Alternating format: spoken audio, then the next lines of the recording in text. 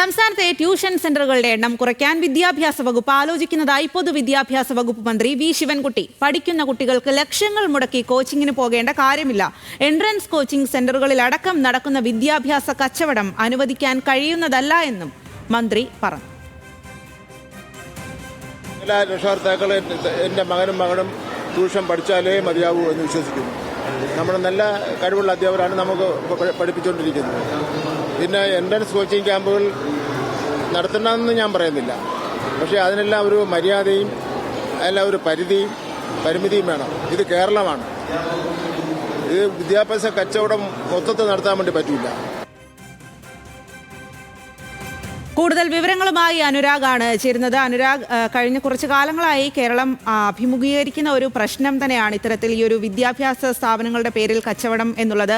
അതിലാണിപ്പോൾ സർക്കാരിന്റെ ഒരു ഇടപെടൽ ഉണ്ടാകുന്നത്. എന്താണ് മന്ത്രി ഇക്കാര്യത്തിൽ പറയുന്നത്?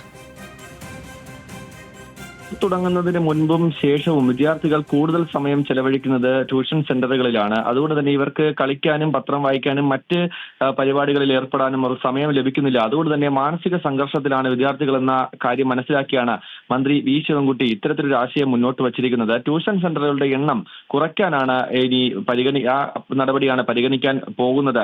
അതിനൊപ്പം നല്ല കഴിവുള്ള അധ്യാപകരാണ് സർക്കാർ സ്കൂളുകളിൽ ഉള്ളത്. ചില രക്ഷിതാക്കൾക്ക് കുട്ടികളെ ട്യൂഷന് വിട്ടേ മതിയാകൂ എന്ന നിലപാടാണ്. ഇത്തരത്തിൽ അധ്യാപകർ കഴിവുള്ളവർ പഠിപ്പിക്കുമ്പോൾ എന്തിനാണ് ഇത്തരത്തിൽ ട്യൂഷൻ സെന്ററുകളിൽ പോകുന്നത് എന്നുള്ള ചോദ്യമാണ് മന്ത്രി ചോദിക്കുന്നത്. എന്തായാലും അതിൽ കൃത്യമായ നടപടി വരേണ്ടിയിരിക്കുന്നു. പക്ഷേ അത് ആശയം എന്ന രീതിയിൽ മാത്രമാണ് മുന്നോട്ട് വച്ചിരിക്കുന്നത്. കൃത്യമായ നടപടി സ്വീകരിക്കണമെങ്കിൽ മുഖ്യമന്ത്രിയും മന്ത്രിസഭാ യോഗവുമാണ് തീരുമാനമെടുക്കേണ്ടത്. അതിനൊപ്പം തന്നെ വിദ്യാഭ്യാസ കച്ചവടം സംസ്ഥാനത്ത് അനുവദിക്കാൻ കഴിയില്ല എന്ന കാര്യം കൂടി അദ്ദേഹം കൂട്ടിച്ചേർക്കുന്നുണ്ട്. എൻട്രൻസ് കോച്ചിംഗ് സെന്ററുകൾ ഈടാക്കുന്നത് ലക്ഷങ്ങളാണ്. പഠിക്കുന്ന കുട്ടികൾക്ക് ലക്ഷങ്ങൾ കൊടുത്ത് കോച്ചിങ്ങിന്റെ ആവശ്യമില്ല എന്നുള്ളതാണ് അദ്ദേഹം പറയുന്നത്. ഫീസ് സംബന്ധിച്ച് നിരവധി പരാതികൾ ഉയർന്നു വരുന്നുണ്ട്. ഈ മേഖലയിൽ നിരവധി പ്രശ്നങ്ങളുണ്ട്. ഇക്കാര്യങ്ങളെല്ലാം പിന്നീട് ചർച്ച ചെയ്ത് അനുരാഗ്, സംസ്ഥാനത്തെ ട്യൂഷൻ സെന്ററുകളുടെ എണ്ണം കുറയ്ക്കാൻ ഒരു ആലോചന എന്നാണ് മന്ത്രി വ്യക്തമാക്കുന്നത്.